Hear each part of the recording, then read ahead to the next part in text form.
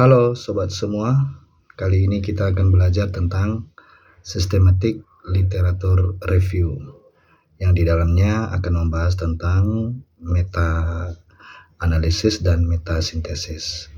Nah, jadi untuk kali ini kita akan belajar tentang meta analisis yang akan dipandu oleh Bapak Suparman, yang beliau adalah mahasiswa S3 Universitas Pendidikan Indonesia dan merupakan awardee dari LPDP tahun 2023. Mau belajar tentang meta analisis? Silakan lihat video berikut. Terima kasih. Aku lupa kan, bisa dilihat di rumah lagi.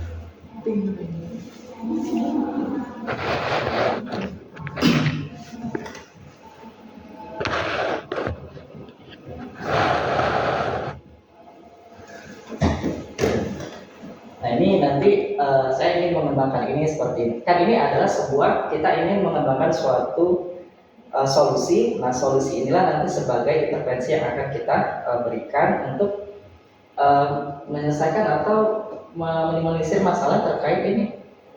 Saya itu untuk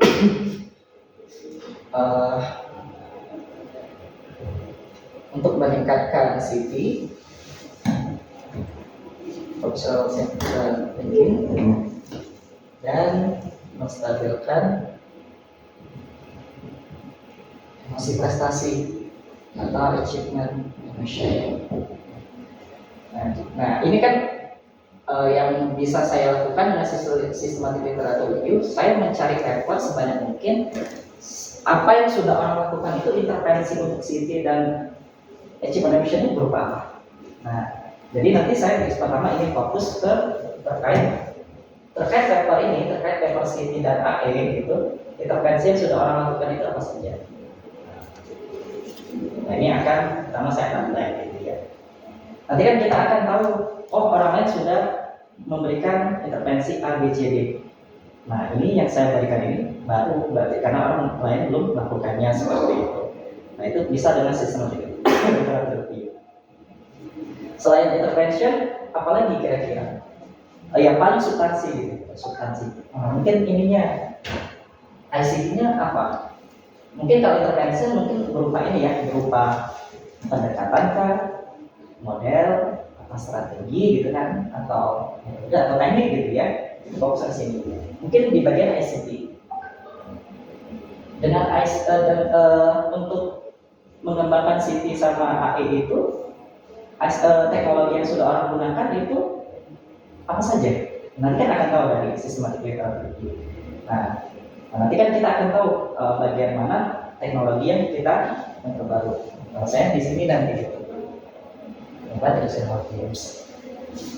Seperti itu ya Bapak Ibu. Jadi terkait masalah yang di sini itu Bapak Ibu sendiri yang menentukannya gitu. Dan itu akan mengarah ke notauti nanti yang Bapak Ibu ingin tuju seperti itu.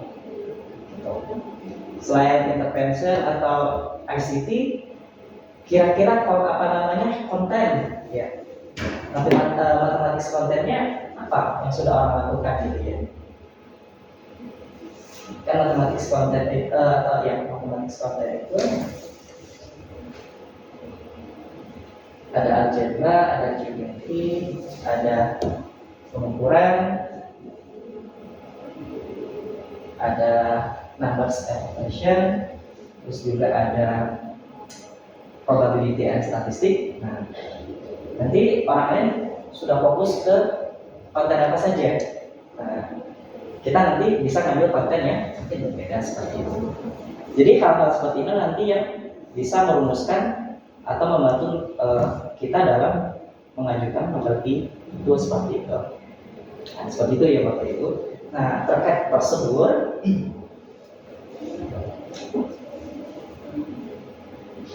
secara garis besar di dalam bukunya si Cooper itu,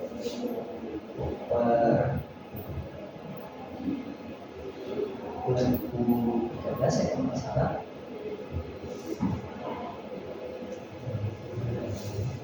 Nah itu dia menyampaikan atau menyatakan bahwa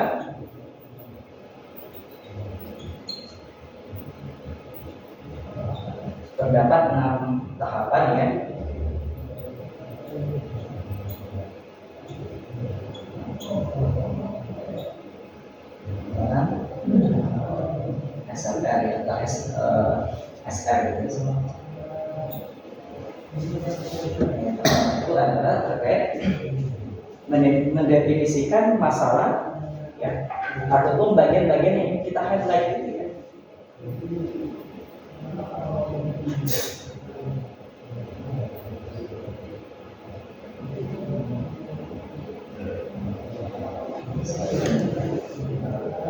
Ini bisa ditambah lagi yang lain-lain. Kemudian setelah mendefinisikan masalah, yang kedua itu kita membuat namanya kriteria inklusi. Jadi menentukan kriteria inklusinya itu apa saja.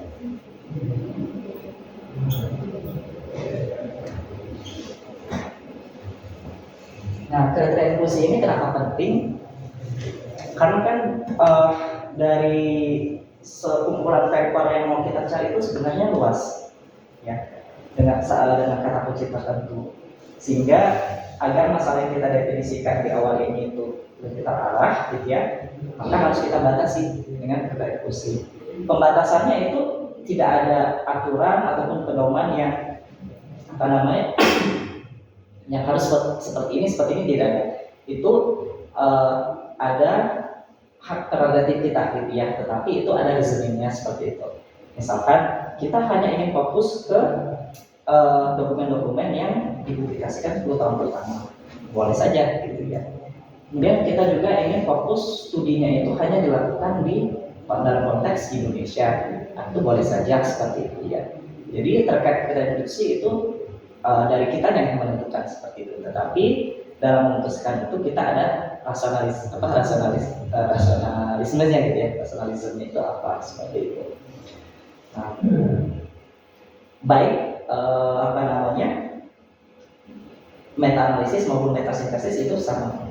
Nah, selama ini gitu ya, dalam konteks meta-analisis itu ada pendekatan yang sering digunakan dalam papernya si Moher gitu ya, Moher 2009 kalau nggak salah. Nah, karena dalam konteks meta-analisis itu ada namanya pengaruh intervensi gitu ya, ada namanya pengaruh regresi, ada korelasi. Nah, terkait pengaruh intervensi, si Moher ini mengajukan pendekatannya itu namanya DIPOS gitu ya. Nah, DIPOS itu terdiri dari population, intervention, comparator, outcome, and study design. Nah, jadi kan dalam saya cerita sedikit mengarah ke meta-analisisnya.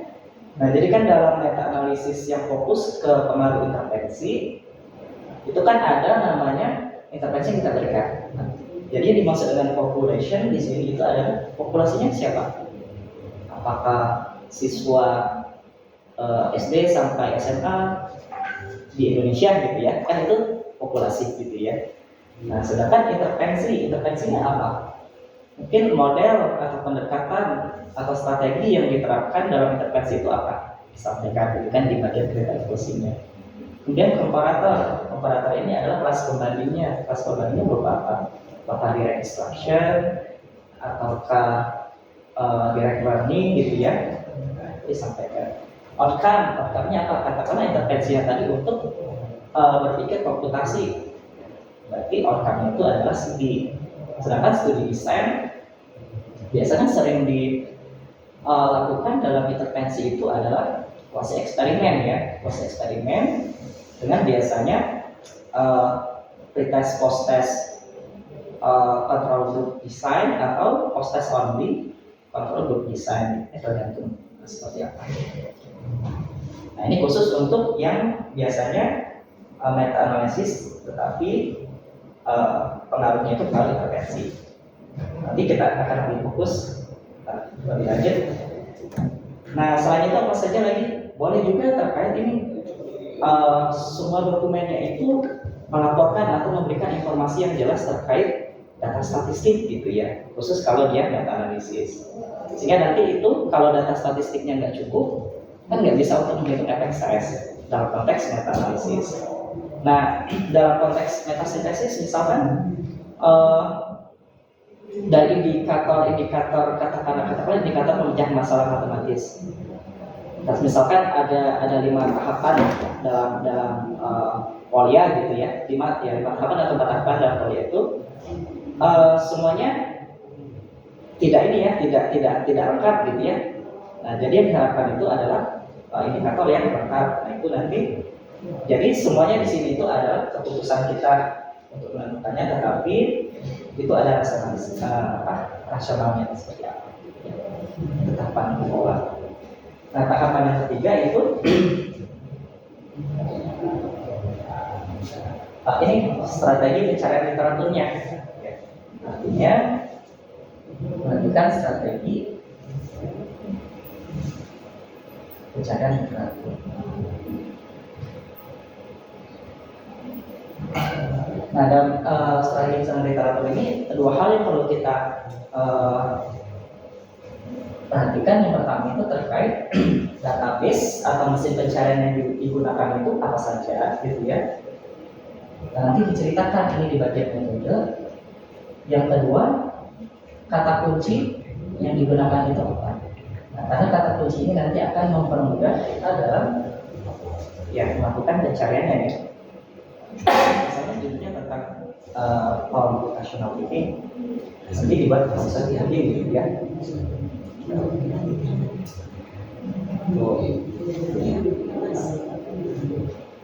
Kemudian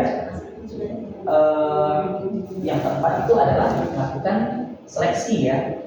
Jadi menyeleksi literaturnya atau dokumennya. Nah, karena ya walaupun kita sudah menggunakan kata kunci yang katakanlah city gitu ya, dan katakanlah mobile games, tetapi nanti kan yang muncul di di mesin pencarian itu kadang aneh-aneh saja seperti itu.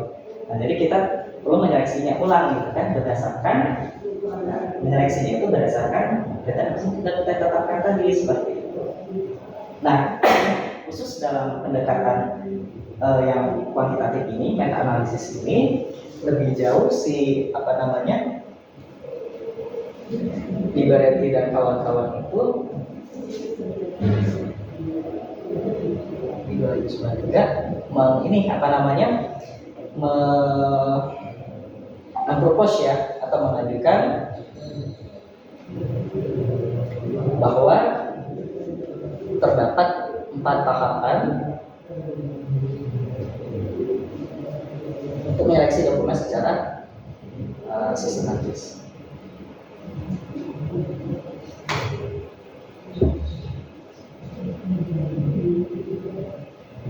Yaitu yang pertama itu namanya identifikasi. Nah, nanti coba kita praktekkan.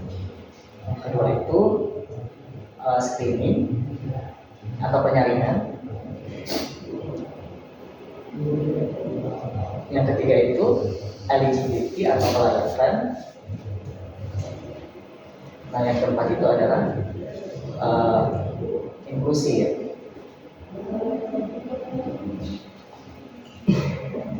Nah, semua proses seleksi ini nanti kita ceritakan di bagian metode, sehingga proses pencarian dari awal sampai kita menetapkan bahwa dokumen yang akan digunakan itu sebanyak 30 dokumen, itu jelas di proses ini gitu ya, setiap tahapan.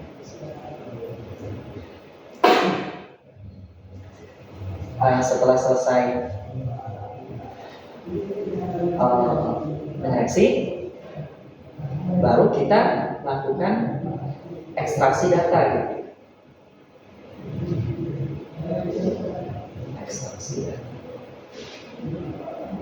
Atau melakukan coding data. Artinya dari setiap dokumen itu kita ekstrak ke lembar coding ya, atau coding sheet gitu ya. Jadi kita bisa menggunakan Excel seperti yang saya ini tadi.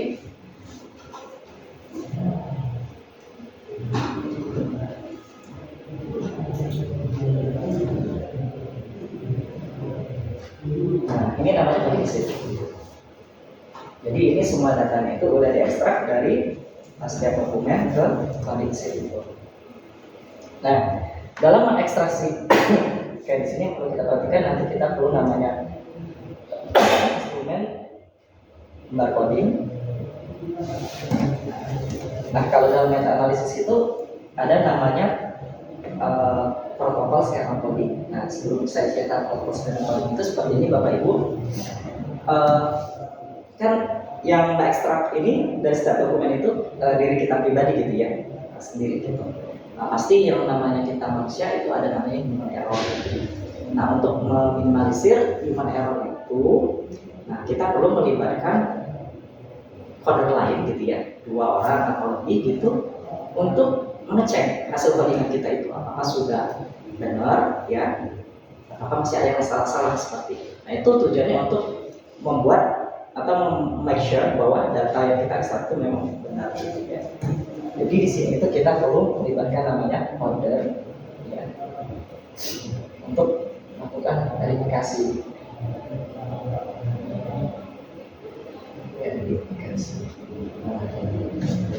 Nah, dalam verifikasi ini nanti pasti pengcoder lain itu kan dia perlu panduan untuk melakukan atau mengekstrak data seperti yang kita butuhkan gitu ya. Nah, makanya nanti itu dia perlu namanya protokol skema coding. Nah, jadi protokol skema coding ini nanti divalidasi dulu secara konten gitu ya. Nah, setelah encoder lain itu melakukan codingannya, nah apakah yang coder lain itu lakukan itu konsisten ya dengan apa yang kita coder? Nah, nanti kita perlu mengeceknya dengan uji reliabilitas codingnya, yang bisa menggunakan kommentator dan lain-lain. Dimana ini nanti tujuannya untuk menunjukkan derajat persetujuan ya, derajat persetujuan antara coder 1 dengan coder 2 dan juga dengan diri kita. Ketika derajatnya itu tinggi ya, katakanlah 80 ke atas gitu, itu menunjukkan bahwa secara deskriptif apa yang dicoding oleh pengcoder lain itu sama seperti yang kita coding gitu ya, walaupun nanti ada secara inferensialnya simulasi. 3 hal ini yang perlu kita perhatikan di dalam melakukan ekstraksi data. Nah, barulah karena itu setelah datanya clear, kita ekstrak seperti ini, baru kita melakukan analisis data. Nah, analisis data tadi seperti ini Bapak Ibu. Ketika kita fokus ke kuantitatif, ini yang kita gunakan meta analisis. Ketika kita fokus ke kualitatif, kita pakai metasintesis. Jadi sebenarnya metasintesis itu adalah pendekatan yang fokus ke bagian analisis data yang seperti itu. Nah, nanti terkait di bagian analisis data ini, khusus kalau yang terkait meta analisis, hal-hal yang perlu kita perhatikan itu nanti pertama terkait ininya ya, terkait effect size. Nah, effect size ini adalah unit atau data yang akan kita gunakan, karena semua data itu nanti akan ditransformasi ke namanya effect size. Apakah itu pengaruh dari suatu intervensi, apakah itu pengaruh dari suatu regresi, apakah itu pengaruh berupa korelasi atau asosiasi. Nah, di sini bisa berbagai macam ya Bapak Ibu. Setidaknya ada 3 hal besar. Pertama itu pengaruh intervensi gitu ya. Ada juga namanya pengaruh regresi. Ada juga namanya asosiasi atau korelasi.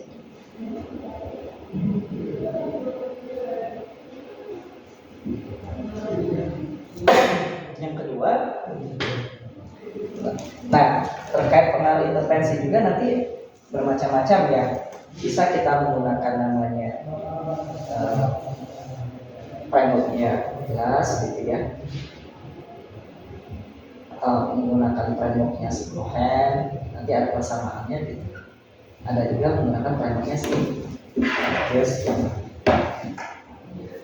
untuk asosiasi atau korelasi juga kalau dalam apa namanya, nah ini nanti ketika belajar tentang korelasi ya, kan korelasi atau asosiasi itu dilihat dari jenis datanya. Ketika datanya itu adalah nominal, ordinal, nah dia masuk dalam konteks asosiasi gitu ya.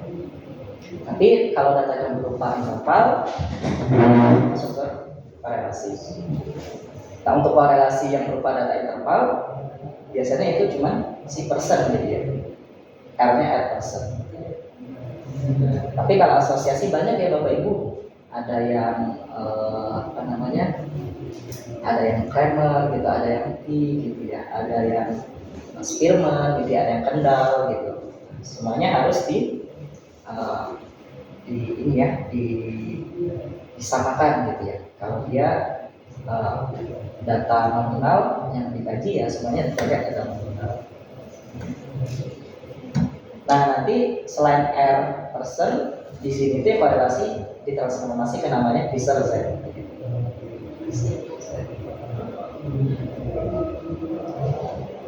Nah ini ya Bapak Ibu yang masih sering, yang masih jahat. Ini masih sangat aktif. Kalau yang dua ini sudah sering banget. Sudah sering. Ini yang masih jahat studinya gitu ya, untuk meta analisis. Ini konteksnya meta analisis dulu ya, data yang kuantitatif.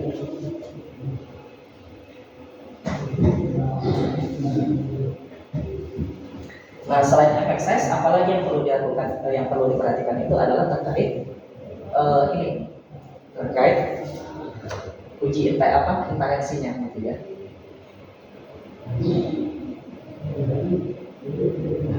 Kan misalkan topiknya itu kita ingin mengetahui apakah penggunaan mobile games itu dalam pembelajaran matematika itu memang signifikan atau tidak untuk meningkatkan CP. Nah, kan itu rumusan masalahnya gitu ya, pertanyaan penelitiannya. Nah, untuk menjawab itu, uji inferensialnya yang kita perlukan itu adalah uji Z gitu ya. Uji Z. Nah, kemudian juga pertanyaannya apakah yang menyebabkan meningkatnya kemampuan CP itu hanya semata-mata dari intervensi atau penggunaan mobile games dalam pembelajaran matematika. Nah, itu kan perlu kita perlu renungkan lagi gitu ya, karena dalam konteks kuasa eksperimen sebenarnya kita tidak mampu mengontrol sepenuhnya faktor-faktor atau variabel-variabel intervensi itu. Bisa saja siswanya belajar atau kursus di luar sekolah gitu kan, atau juga memang karakteristik jenis kelamin itu punya pengaruh terhadap CP gitu ya, atau juga perkembangan kognitif siswa itu juga punya pengaruh bisa, artinya jenjang pendidikan. Nah itu faktor-faktor yang secara tidak langsung ya juga punya peran terhadap peningkatan CP, itu namanya variabel moderator. Nah itu perlu kita investigasi, perlu kita uji. Nah di sini kita akan perlu namanya uji heterogenitas. Nah, biasanya dengan uji Kikoran gitu ya.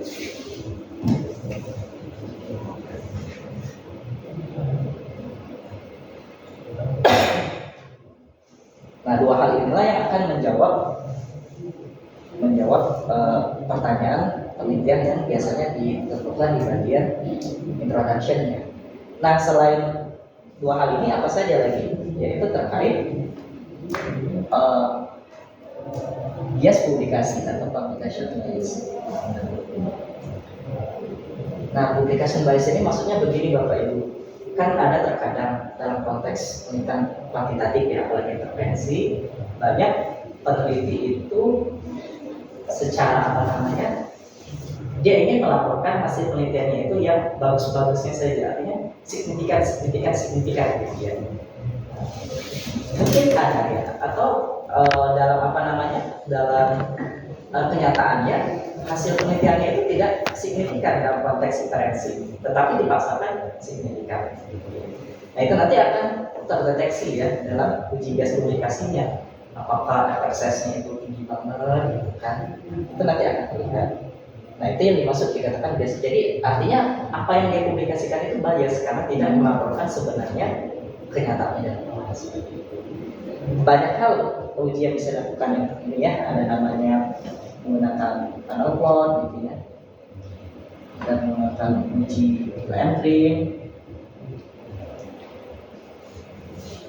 ada juga menggunakan uji namanya Eiger regression gitu ya.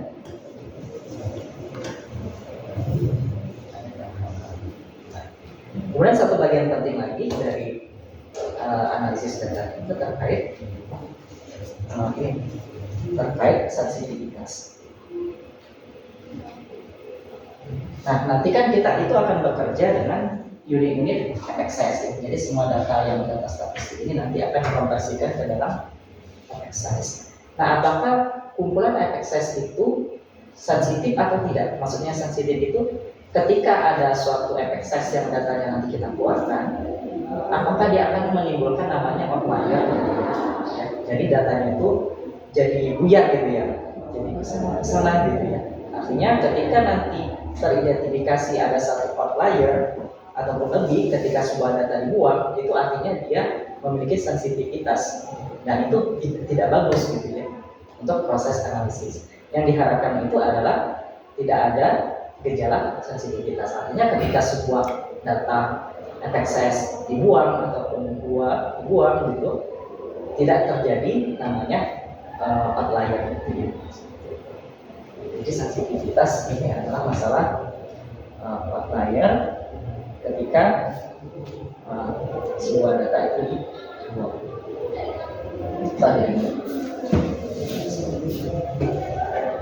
Nah, yang ketujuh itu adalah bagian interpretasi dan laporan.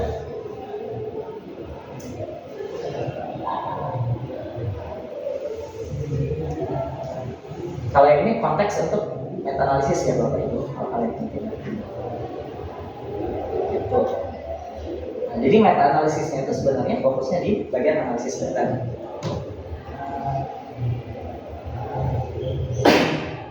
Nah sekarang itu saya sama Pak Dadang lagi fokus ke ini bagian sintesis gitu ya. Sintesis. Kalau yang ini saya dulu ketika S2 saya ngomong. Nah Bapak Ibu selain dengan systematic literature review, ada juga namanya itu scoping review gitu. Nah,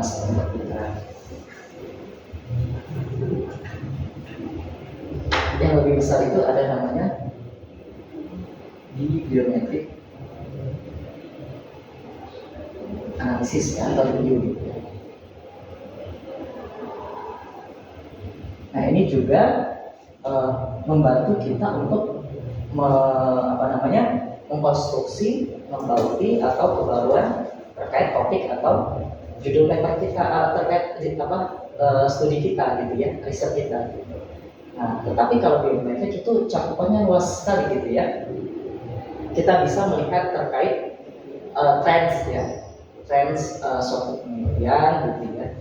Dari situ trendsnya bagaimana. Yang kedua kita juga bisa mengkaji terkait produktivitas dan pengaruh gitu ya. Produktivitas dan pengaruh. Apakah itu dalam konteks autor, apakah itu dalam konteks negara, apakah itu dalam konteks instansi, gitu ya, itu bisa dilihat dari situ. Dan kita juga bisa melihat relasi ya, atau hubungan antar penulis, gitu ya, antar autor, antar instansi, gitu ya, antar negara terkait topik yang dikaji seperti itu. Dan juga kita bisa melihat ini terkait sebaran ya, ataupun tema-tema yang sedang ataupun sudah dikaji gitu ya. Nah terkait tema-tema inilah yang biasanya nanti akan mengarah ke bagian novelty gitu ya. Jadi dengan analisis tematik. Dan ini kalau kita hanya fokus ke sini saja itu namanya scoping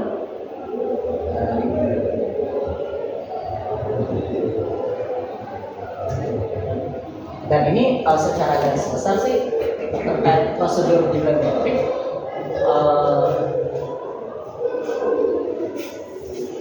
kurang lebih mirip ya. Dimana di awal itu kita namanya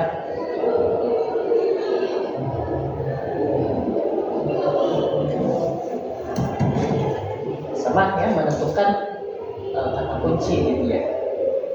Menentukan kata kunci. Nah nanti ini Bapak Ibu yang punya akses Scopus, akun Scopus, gitu ya, akun WLS itu akan lebih enak bekerja dengan bibliometrik ini. Tetapi seandainya nanti nggak ada pun bisa menggunakan namanya publish or perish gitu ya. Download di Google, nanti bisa diimport. Tapi biasanya datanya ini ya, datanya lumayan heterogen gitu ya. Tapi kalau di Scopus semuanya data Scopus gitu ya. Nah yang kedua itu nanti ini ya, melakukan pencarian awal. Melakukan pencarian awalnya sama, kita menentukan kata kuncinya, mesin pencariannya apa gitu ya. Nah yang ketiga itu melakukan perbaikan atau refinement. Melakukan perbaikan terhadap pencarian awal. Maksudnya begini, kan walaupun dengan data dengan Scopus database dengan kata kunci tertentu itu, ketika dia di enter, semua judul dari kata dari artikel muncul itu tidak mengandung kata kunci yang kita inginkan, makanya lakukan di perbaikan. Mungkin juga kita hanya fokus untuk dokumen-dokumen 10 tahun terakhir dan sebagainya. Ini fokusnya di sini. Nah yang keempat itu adalah ini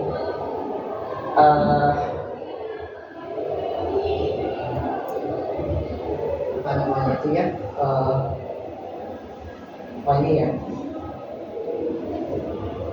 mengekstrak ya.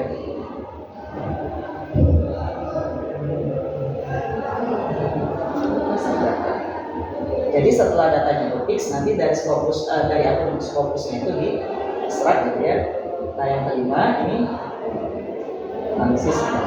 Nah ini secara singkat saja Bapak Ibu. Nanti mungkin kita bisa di lain kesempatan membahas khusus yang bagian bibliometrik ini. Kurang lebih secara garis besar seperti ini Bapak Ibu.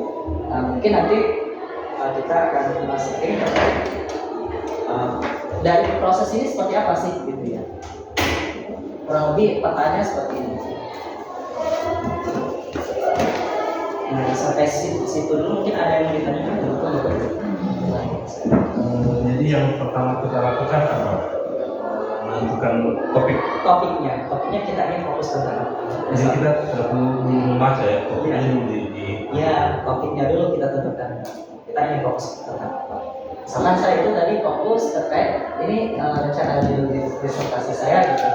Berarti nanti saya ingin mencari sisi dan intervensinya itu apa saja, sehingga saya akan tahu intervensi yang sudah orang lakukan untuk sisi itu apa saja. Apakah ini sudah ada dilakukan oleh orang kan akan terdeteksi. Kalau enggak berarti ini mengikuti kita gitu kan. Kedua dari segi ICT teknologinya, teknologi yang membantu dalam pembelajaran, dalam teknologi membantu intervensi untuk mengembangkan CV itu apa saja yang sudah orang sering gunakan. Nah, nanti di situ juga akan terdeteksi. Saya kemarin baru mengumpulkan 10 paper gitu ya terkait disertasi saya. Ini pun saya membacanya baru 10 paper tapi membacanya 6 jam. Tapi di sini sudah lumayan.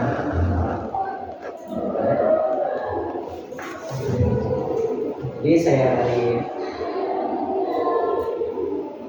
dari autornya, gitu ya, pendekatannya orang lain menggunakan itu seperti apa, partisipan ini seperti apa. Gitu. Nah nanti dari partisipan ini juga bisa memberikan suatu konteks pembaruan, gitu ya.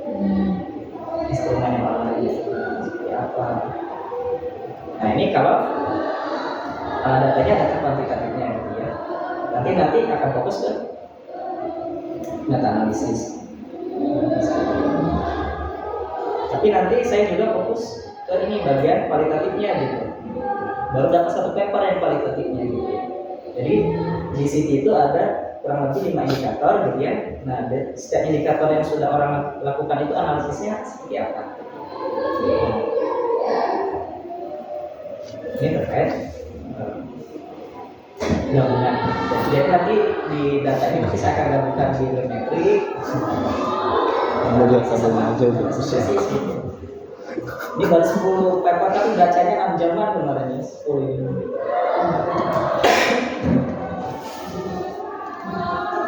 Ini judul kolom-kolomnya itu yang dikonvers dari Scopus lalu ditambah-tambah sheet sendiri atau bagaimana? Kalau saya sih bikin sendiri. Bikin sendiri. Saya Jadi bikin baca sendiri. memang Iya. baca ya. Saya pertama tentukan dulu apa yang ingin saya highlight dari setiap paper itu. Ya, saya tulis, nanti baru saya cari papernya gitu ya.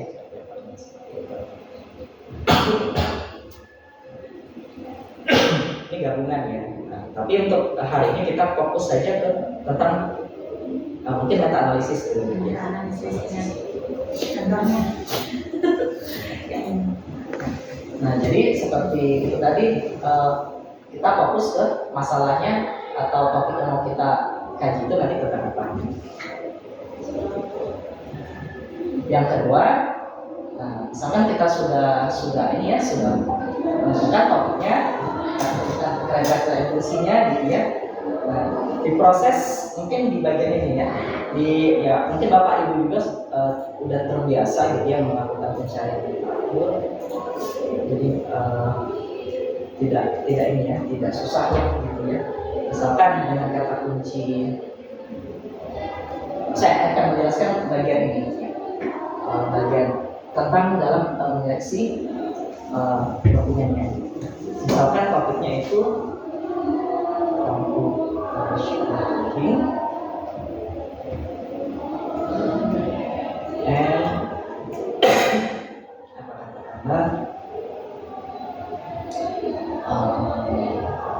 games.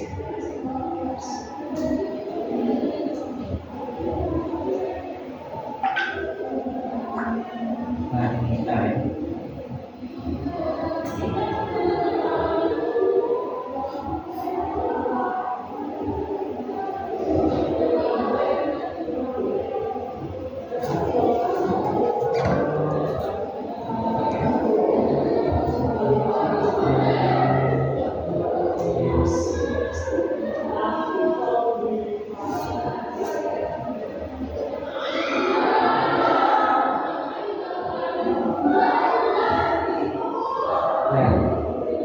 jadi di bagian identifikasi ya, jadi di bagian identifikasi ini kan dengan kata kunci utama kata-kata ya, ini di bagian pencarian ini. Nah, di bagian pencarian ini di mesin itu kita nggak perlu tuliskan dulu, tetap kata kunci utama saja, misalkan computational thinking ya, and games based learning gitu ya. Ini kan variabel ininya ya. Yang ini variabel dependentnya, ini variabel independentnya. Setelah kita enter pun ini kan ada yang tidak, katakanlah tidak sesuai mungkin ya, tidak ataupun tidak mengandung kata kunci itu gitu ya. Nah, jadi di tahap identifikasi itu kita bisa melihat dari judul-judulnya ini. Kemudian seberapa banyak dokumen yang muncul dari kata kunci yang sudah kita tetapkan itu bisa kita rekam di sini, kan ini sebanyak 8.730. Jadi di tahap identifikasi itu dari katakanlah dari base GS dia Google Scholar itu dalam 8.700. Ceritakan nanti. Mungkin nanti akan ditambah juga dengan database yang lain, katakanlah kata Eric gitu ya. Nanti dengan kata kunci itu berapa diceritakan. Nah, jadi di tahap identifikasi itu hanya dari membaca judulnya saja. Oh, misalkan ini sepertinya akan mengarah ke data yang akan saya perlukan. Kita klik lah gitu ya. Baca. Nah, jadi di bagian screening atau penyaringan di tahap kedua itu cara menganalisanya itu dengan abstrak ya. Jadi di abstrak itu akan kelihatan gitu ya, apakah desain yang digunakan ini adalah proses eksperimen atau setidaknya eksperimental ya. Nah, kalau di sini kan kelihatan nih, kami lakukan sebuah studi eksperimen gitu ya, dengan 79 sekolah dasar di Estonia. Nah, kurang lebih ini akan mengarah ke studi studi kuantitatif gitu kan ya. Nah, ini masuk ya. Jadi kalau di identifikasi tadi kita melakukan analisanya dari judul ya, judul yang terkait dengan kata kunci ini. Tapi kalau di bagian penyaringan itu di bagian abstraknya ya. Jadi di bagian abstrak itu yang paling mudah mencarinya itu adalah terkait desainnya. Desainnya apa?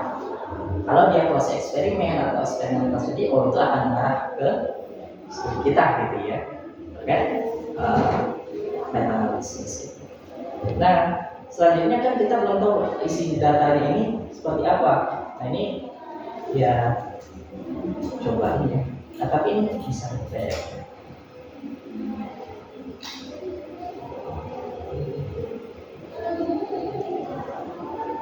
Sangat sistemnya.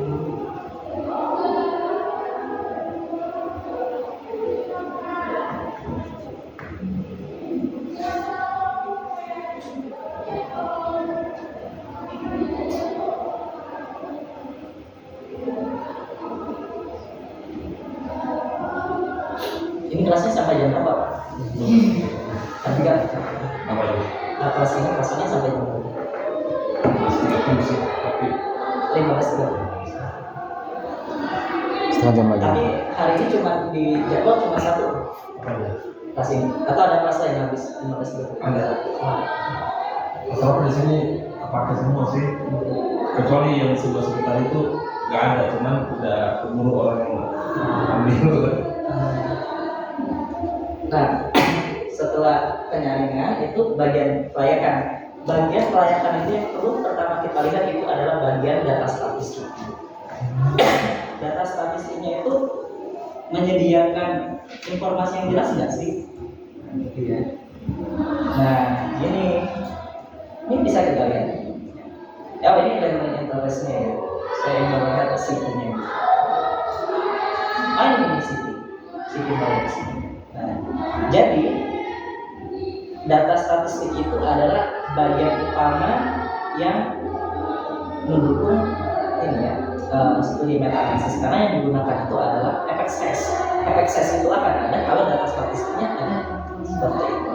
Jadi pertama kali setelah kita download itu paper, kita lihat dulu data statistiknya support atau tidak. Kalau tidak support, ada dua cara: tinggalkan atau cari autornya di email.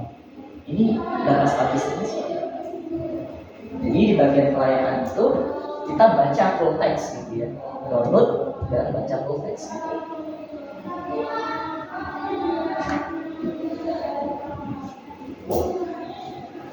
Nah, di sini kan lengkap nih, udah cukup. Kelas eksperimennya ada, datanya ya, sampel size-nya ada, min-nya ada, simpan waktunya. Nah ini udah cukup. Data ini nanti sudah bisa menghasilkan sebuah efek size. Ya. Nah selain itu bolehlah kita tadi kan kita juga ingin meneliti terkait heterogenitas ini atau variabel moderator yang punya pengaruh, punya potensi pengaruh gitu ya terhadap pengembangan CP. Boleh kita lihat di bagian metode gitu ya. Kira-kira ini dilakukan pada jenjang apa? Apakah SD, ya, SMP atau perguruan tinggi? Nanti kan akan kita deteksi di sini. Kemudian juga ini partisipannya siapa? Ya, apakah dalam konteks Indonesia atau dalam konteks luar sana seperti itu ya? Nanti informasinya di sini. Jadi bagian pelayanan itu kita mengajar full text ya terkait data-data yang kita inginkan seperti itu. Misalkan ini saya fokus terhadap kapasitas kelasnya, jenjang pendidikannya seperti apa, partisipannya ini bagaimana, durasi perlakuan atau intervensinya itu berapa lama. 4 item ini saja itu yang saya amati gitu ya. Mungkin nanti Bapak Ibu bisa lebih luas gitu mengamati terkait hal-hal lainnya seperti itu. Itu di bagian kelayakan. Nah, setelah ini selesai, maka masuklah dia ke bagian eksekusi. Dan disinilah nanti X dokumen yang akan digunakan itu berapa banyak gitu ya. Nah, itu nanti di bagian metode.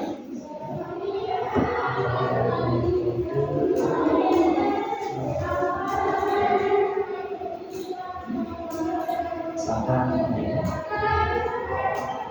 sambil aja yang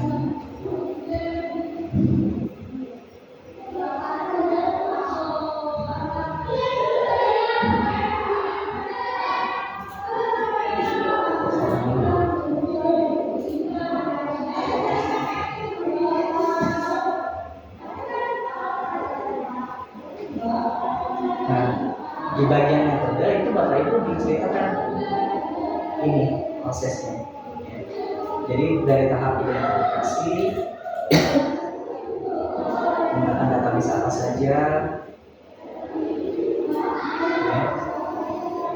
Terus dari identifikasi ke screening itu berapa banyak yang tereliminasi gitu kan, itu kita ceritakan secara jelas di sini. Sampai ke bagian fungsi. Sehingga orang paham, reviewer itu paham proses seleksinya itu ternyata sistematik. Selanjutnya, Pak Ahmad, ya itu kan rupanya meta analisis itu adalah cara dari sistematik review ya. Iya. Tapi ada beberapa tesis disertasi yang kemarin yang saya nonton pada saat promo itu ini juga bahas terkait dengan City terus apa segala macam. Nah, ada beberapa yang dia buat systematic literature review about ini, ada lagi about B, kemudian meta analysis about A. Nah, apa perbedaan kalau dia menuliskan itu systematic literature review dengan meta analysis, padahal itu sebenarnya bagian dari SLB ini. Iya. Ketika dia cuma sebagai systematic literature review saja, berarti ini data yang dia pertama dari prosesnya, yang kedua data-datanya itu sebatas ini misalkan City-nya itu tadi intervensi yang untuk City itu apa saja gitu ya, ICT-nya itu apa saja gitu kan, hanya sebatas data kategori ya, data kategori itu saja gitu kan, tidak ada data kuantitatifnya seperti itu. Ini kontennya apa saja gitu ya. Jadi datanya itu sebatas ini saja Pak. Ya. Nih. Bisa fokusnya ke pendekatan yang digunakan apa saja sih? Desainnya apa saja? Jadi baru mendeskripsikan. Betul, itu sebatas deskriptif saja. Kalau sudah meta analisis berarti sudah ada analisis di dalamnya. Iya. Gitu. Statistiknya seperti itu. Nanti kalau SLR pengumpulan data. Iya. Kalau analisis pengolahan data. Lebih ke analisis datanya lagi. Karena itu melibatkan data kuantitatif gitu. Jadi ada diferensialnya di sana. Seperti ini, sebatas ini saja. Ini semuanya systematic literature review ini. Ya, dari instrumennya itu indikatornya apa saja gitu, tipenya apa saja. Tapi di bagian bawah baru disimpulkan gitu. Iya. Nanti yang ini instrumen yang adopsi itu seberapa banyak, yang mengembangkan sendiri berapa banyak, berarti jadi pakai persentase gitu ya. Persentase. Jadi SLR hanya sebatas itu saja. SLR. Tapi nanti ketika bagian analisis datanya fokus ke data kuantitatif ya, itu maka dia data analisis. Berarti sebuah SLR bisa menjadi sebuah meta analisis dan sebuah meta sintesis. Iya, benar. Atau lebih gitu. Makanya biasanya sering di judul itu systematic review, meta analisis. Artinya itu datanya sampai ke bagian data kuantitatif gitu ya. Tapi kalau judulnya cuma sebenarnya systematic review aja seperti tadi yang tema ini gitu ya. Misalkan instrumennya, indikatornya, jadi jenjang apa saja gitu, nanti presentasinya berapa gitu.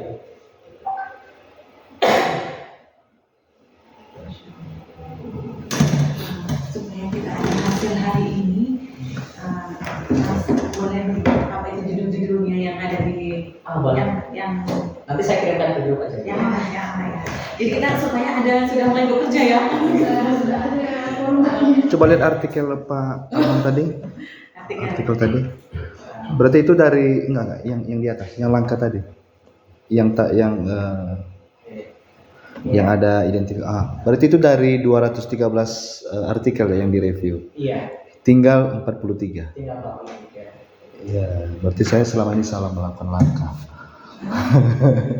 Berarti ini langkah-langkah yang paling penting baru saya mengerti. Berarti untuk identifikasi itu yang pertama Judulnya saja kita baca. kita lihat di Google Scholar berapa, Eric berapa, kemudian yang lain-lainnya berapa. Oke, kemudian masuk ke Nanti ada kemungkinan double tuh Pak. Akhirnya kan duplikat, itu diceritakan. berarti masuk kita ke penyaringan tadi berarti hanya melihat abstraknya aja. Dari misalnya dapat 1000 ya, 1000 misalnya. Berarti kita baca 1000 abstrak itu. Iya. Supaya mengkerucutkan 1000 ini berat, apalagi kita mau Contohnya. Ini contoh. Sebaiknya dibatasi tahun ya. Supaya dapat ini 213 ini kan sudah dibatasi tahun ya. Tadi aja 2022 kan 8.000. Kata Prof Wahyu harus lebih dari 1000. Oke. Awalnya boleh ya. Langsung ke ketiganya itu tadi kelayakan ya. Iya, kelayakan. Berarti kelayakannya itu tentu ada penyaringan di situ lagi kan? Iya, kelayakan ini Yang selain kita membaca full text-nya, nanti kita akan ini lihat dilihat gitu ya. Iya betul. Di fokus ke rekursi. Maksudnya ke rekursi itu apakah data setiap dokumen itu melaporkan data statistiknya secara lengkap gitu kan? Berarti keputusan yang kita ambil buang Ya. atau hubungi apanya, autornya. Berarti kebanyakan dibuang lagi. Kalau administrasi wajib ada data kuantitatif di dalam. Iya. Contohnya kita mau ke meta analisis. Berarti fokus ke datanya tadi kan untuk kelayakan, baru masuk ke inklusi. Inklusi itu tadi Setelah udah melalui tahap eligibility, Sudah membaca full text ya. oh inilah yang kita masukkan ya. Oh 43 berarti yang tersaring. berarti misalnya dari 1000 tadi tinggal 100. Iya. Itulah yang kita inklusikan. Itu akan Itu kita masukkan untuk dianalisis untuk dianalisis ya. Oh iya. dan dijadikan data. Oke. Isu-isu global ternyata seperti ini langkah seharusnya. Iya. Baru pernah aku bisa sama Pak Adam. Serius. Mau sitin sama Pak Dadan? Jangan. Sama Prof Didi dulu lah. Prof Didi dulu. Kalau di DDR itu Tapi kan beliau nggak menjelaskan gini sih. nanti agak kurang kita mendapatkan Kata kunci ya. data kuantitatif di dalam ujungnya ya. Jadi Fokus ke metasintesis. Nah, metasintesis itu seperti ini Pak, kurang lebih gitu ya. Saya ini mengamati analisis terkait kemampuan CT itu secara deskriptif bagaimana gitu. Jadi saya pertama menentukan dulu indikator dari CT. Nah, di bagian SLR-nya di sini kita akan tahu indikator CT itu apa saja di bagian SLR-nya gitu ya. Nah, dari bagian ini nanti kita akan milih mana yang kira-kira cocok. Nah, saya akan di sini saya fokus pada frameworknya Australian Curriculum Mathematics terkait CT. Nah, dia itu menentukan atau menetapkan 5 indikator ini. Jadi ada komposisi, abstraksi. Nah, dari indikator ini nanti paper itu melaporkan hasil deskriptif analisisnya seperti apa setiap indikatornya. berarti kayak gini ya. Saya kan udah ini kan saya berkaitan dengan mata kuliah yang saya ambil, cuma saya mau mengarah ke disertasi gitu kan. Karena disertasi kualitatif berarti mengarahnya ke meta sintetis. Iya. Karena yang saya mau meta apa sih learning obstacle, ya kan? Berarti itu dia punya part-part itu berarti dari ontologinya, kemudian dari didaktikalnya, berarti dengan epistemologinya. Itu yang kita mau cari. Learning obstacle itu berupa apa namanya? Itu semua kan ya. berupa suatu pedoman kah atau berupa suatu kemampuan atau seperti apa gitu? Ada indikatornya atau seperti prosedur gitu ya? Nanti yang perlu diini lagi. Apa tuh Pak? Yang mana? Yang namanya obstacle gitu. Ada yang namanya apa? Epistemologi obstacle gitu kan. Itu kan hambatan-hambatan sejumlah dibagi jadi beberapa part. Apakah hampir sama seperti itu supaya kita bisa mengetahui hambatan ontologinya itu kayak gimana, dan kayak gimana baru kita. Nah, boleh Pak tadi berdasarkan 3 parameter itu ya, secara ontologi itu hasilnya seperti apa? Dari katakanlah Bapak ada 10 paper menjelaskan analisis terkait ontologinya dari gambar A seperti apa? Iya. Itu yang mau saya. Itu yang kita perlukan. Nah, seperti itu Pak. Begitu yang metasintesis bekerja. Nah, nanti bisa dengan bantuan MVivo atau Atlantis kan? Ya, Atlas gitu ya, Atlas untuk analisis ini. Nanti kan muncul sebenarnya secara manual juga bisa pakai tema-tema gitu kan. Dari hasilnya temanya apa sih, tema pokoknya gitu ya. Oke, apa namanya nih? Coding itu. Iya,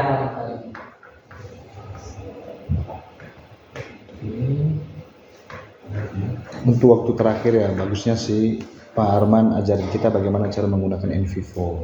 Iya. Isinya dulu, infonya kan belakangan. Lupa ya. bagian analisis data. Isinya dulu. Soalnya itu penting sama aku. Yang pertama kendala memang kita belum punya akun Scopus Iya. ya. Ya itu dia. Nah, kalau Scopus nanti ini aja Bapak Ibu pakai